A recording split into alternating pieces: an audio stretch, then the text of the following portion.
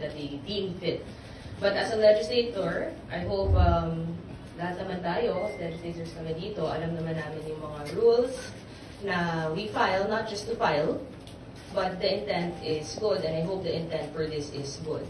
There is a Supreme Court case already that deemed unconstitutional a mandatory filing, mandatory drug testing if it's going to be deemed included as one of the qualifications for an official, a candidate, kasi yung Constitution naman naglalagay.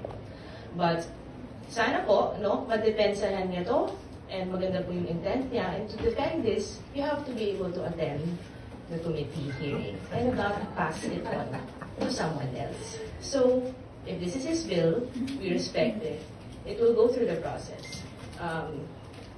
Sana lang na mapakita niya bakit niya ginagawa to, and that it's not for any vindication of anything.